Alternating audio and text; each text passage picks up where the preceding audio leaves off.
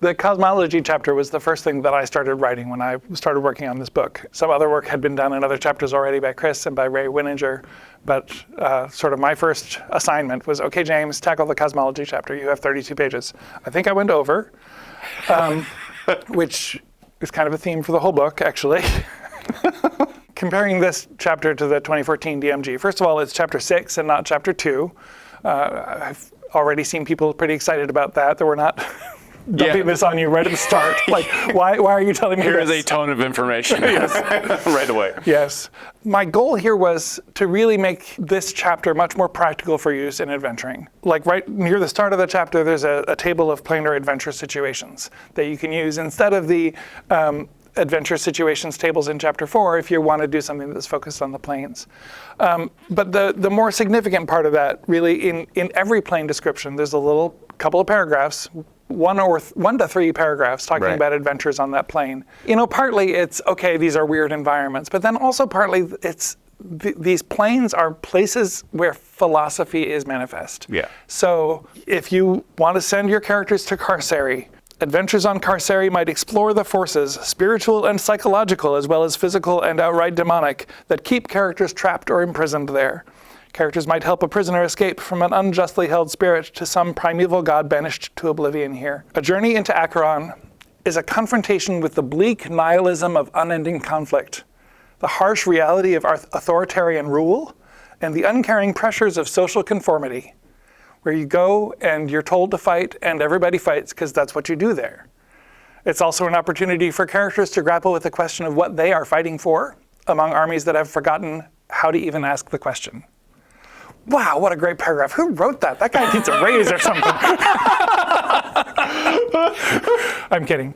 That is a great line. And that's a great way to describe each of these planes. Yeah, I really want to, like, this is a place to tell adventures that are the stuff of myth.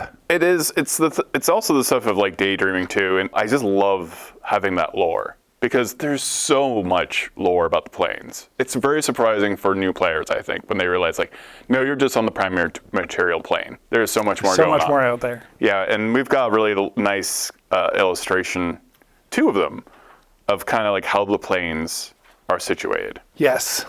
It's more or less the same diagram that appears in the Player's Handbook. Yeah. It's also here. We just added the gate towns in the Outlands. Which that's covered extensively in the Planescape.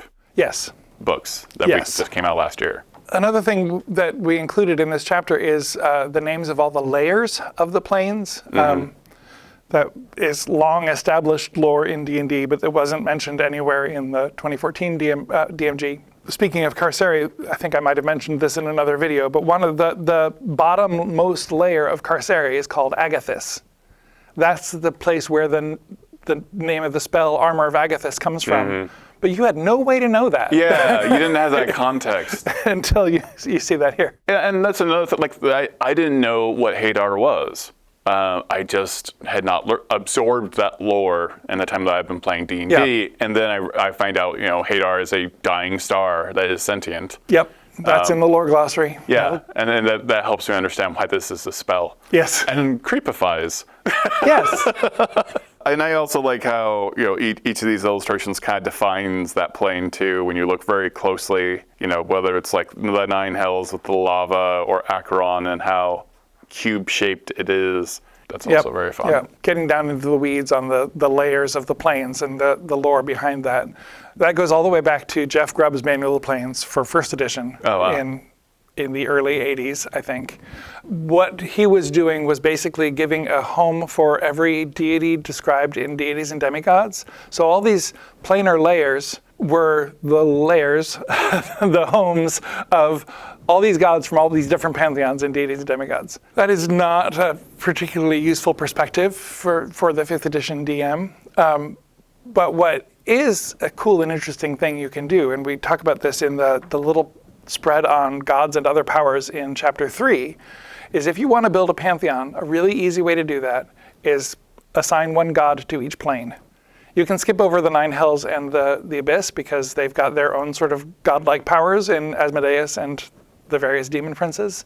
But if you do that, you get a pretty well-rounded pantheon. Yeah, For those that don't know, what's the difference between the inner planes and the outer planes? So the inner planes are the elemental planes that are the physical stuff that makes up the material plane.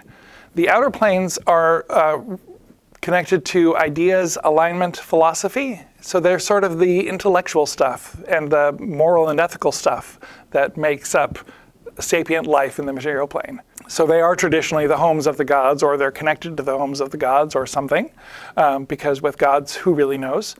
But that's the fundamental. The outer planes are the place of big ideas, and the inner planes are the place of concrete stuff. Yeah, and the inner planes, this is where like you will have the plane of fire, but naturally this butts up against the plane of earth, and that creates the plane of magma. Always extreme places to go. Yes. Yes. Like there's an innermost part of the elemental planes that is more material plane-like. The city of brass is there. The great dismal delve of the Deo is there. So those are places where you can go, where sort of the farther out you go conceptually from the material plane, the less hospitable it gets, and the less the elements mix together. So you get far enough into the plane of Earth, there's just no air anymore. Yeah. So going there is really not practical. But that innermost region, conceptually, if not geographically, is more a place where you can go, and it feels more like, I mean, it's hot on the elemental plane of fire, but it feels more like home. It always reminds me a bit of like in sci-fi going to the planet of the week, and the planet only is one element, right? Like, you know, if you look at Star Wars or something, it's like, this is a desert planet, this is an ocean planet, you know. I mean, well established by Frank Herbert tended to go that way, or this is only a forest planet. That's kind of what the inner planes feel like to me. Yes. However, two of my favorite places are also here. They're reflections of the material plane, the Feywild and the Shadowfell. Can you tell me a little bit what makes those two things different? They are, as you say, reflections or echoes of the material plane. There's sort of a correlation between places on the planes. If you're on the material plane and you pass through a portal into the Shadowfell, you might find yourself in a place that's very similar to what you just left, but it's darker, spookier, creepier. Or if you step through a ring of mushrooms on the material plane and end up in the Feywild, you might again be in a very similar place, but instead of a crumbling ruin on the hill, it's a fairy tower with beautiful, elegant spires and gleaming crystal and all of this. I have a notion, and I can't remember if I actually talked about it in here or if it's still just in my head, but we have this mythology of the first world. It was the origin of the material plane. My theory is that the Feywild and the Shadowfell were created as echoes of the first world. When the first world was destroyed and sort of shattered into all the worlds that we know of as the material plane, the Feywild and the Shadowfell weren't. So individual places on multiple worlds might actually link to the same place in the Feywild or in the Shadowfell. Oh, but interesting. that's my idea brain going in a way that's not necessarily very meaningful. But one aspect of that is interesting is that the plane of shadow has always in D&D's history been a way you can use to get from one world of the material plane to another. Mm-hmm. So it does have that sort of connection feeling. It's kind of funny because I also see the Feywild and the Shadowfell as being two different aspects of Halloween. like Ravenloft is kind of the hammer horror of Halloween, and the Feywild is the folklore. And I'm always on the fence of what I'm more scared of, because the Feywild can be very, very inviting and candy corn and all that stuff, but it can be deeply. This is where hags come from as well. You think candy corn is inviting? I don't. I think hate candy corn. Is spooky. Yeah. I like the look of candy corn. I really like the Halloween analogy, though, because like Halloween in its roots is this idea of the crossing between the worlds growing thin. Yeah. With its origin before All Saints' Day, it's sort of between this world and the afterlife is growing thin. But spooky things might also cross over in that time. The Feywild, there's the whole history of like changelings and children being grabbed or replaced with other Fey creatures and stuff like that. So. One of the things I love about Wild Beyond the Witchlight is it really does sort of emphasize how those are two sides of the same coin. Yeah. With the Witchlight Carnival being led by folks from the Shadowfell who swap places with their counterparts. Decided they take over. Yeah, I've always liked that. There are some amazing characters in Witchlight. Yep. If you're into the Feywild, you should delve into that. Yes. You also have information about things that are particular to the planes themselves, like the Blood War. Like what is happening with the Blood War? The Blood War is a concrete expression of the idea that is prevalent in fantasy, that the problem with evil, and the reason why evil will never win, is that it's always at war with itself. Yeah. So the Blood War is all about the devils of the nine hells and the demons of the abyss turning the rest of the lower planes into a battlefield between them as they try to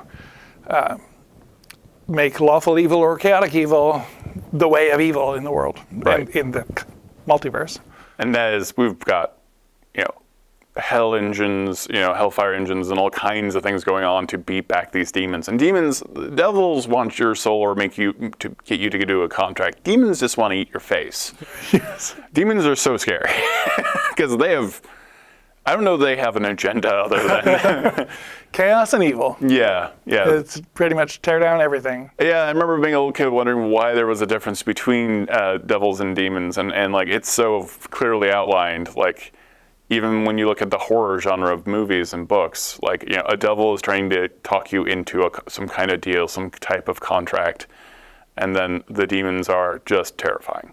And we talk in here on the section of Abyss Adventures, the idea that the abyss is kind of like a disease that tends to spread. And, if there's a portal in the material plane that leads to the abyss, some of the abyssal ickiness is going to spread out into the world beyond that, which is just great stuff for adventures. Even at fairly low level, you can have demonic creatures spilling out or more ordinary creatures transformed into demonic forms. I love using the Blood War as because that is what's keeping a lot of the demons from spilling out into the material plane. Avernus was actually meant to be a paradise that was a good place to corrupt souls, and instead it is just a wasteland because of this never-ending war with the demons. And we have transitive planes. So you obviously we have portals and keys and the city of Sigil, but we've also got information about the Infinite Staircase, Oceanus, which I've not used yet, and I really need to because I love the idea of that endless ocean, River Styx, and Yggdrasil. So Yggdrasil, as an example, we put that in here. It's always been a part of D&D lore, but it also speaks a lot to the Path of the World Tree Barbarian. Yeah.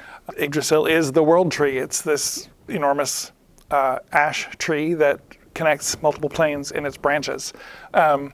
So it's all of these really are a way you can use in an adventure to bring characters from one place to another, to make connections among planes. That's not just going around the Great Wheel, to get characters where you want them to go. Yeah. Or for them to seek out a secret back stair to get into the plane they're trying to reach. I love this Tour of the Multiverse, and I love the art in this book. The detritus of the plane tangled in the demon pits, that is so creepy. I hate spiders. But this is just amazing art to realize and see what some of these places look like. And you do have a lot of information here. Like the Abyss, you're going into, layers 45, 47, layer 66, the demon web. Yeah, so there's some information in here, both in the Abyss section and in the Nine Hells section, that originally appeared in the 2014 Monster Manual that we pulled in here to give a fuller picture of the cosmology about the demon princes and the archdevils who rule those planes and impose their character on them. Even if you're not using these environments in your game, it's just a fun thing to read. It's such a D&D has such a detailed, planar outlook. It's a little surprising. It is. In that first edition Man of the Plains, Jeff Grubb talks about the plains as Fibber McGee's closet, drawing on ancient lore indeed. But just a place where anything can happen. Yeah. You can find literally anything. And in earlier books, the Outer Planes were the reason why you might send players into the world of the Boot Hill Wild West role-playing game or the Gamma World Post-Apocalyptic Earth role-playing game. Yeah. Really just anything can happen there. In the Far Realm is the creepiest. That's the one I'm scared of. Anytime that a portal to the Far Realm opens up, you should not go there. No, you should not. No. That is the tentacly body horror alien place. Really cosmic horror. Yeah. Firestorm Peak, and That this is- portal opening up is amazing. That is an homage to Bruce Cordell's second edition adventure, The Gates of Firestorm Peak, Oh, wow. which actually introduced the concept of the Far Realm to D&D. It was this mountain where elder elves in ancient times had built a portal that they could tune to different planes, and then it got tuned to the Far Realm, and everything went to crap. Yeah. And so the dungeon is filled with mutated horrors that influenced by the Far Realm energies.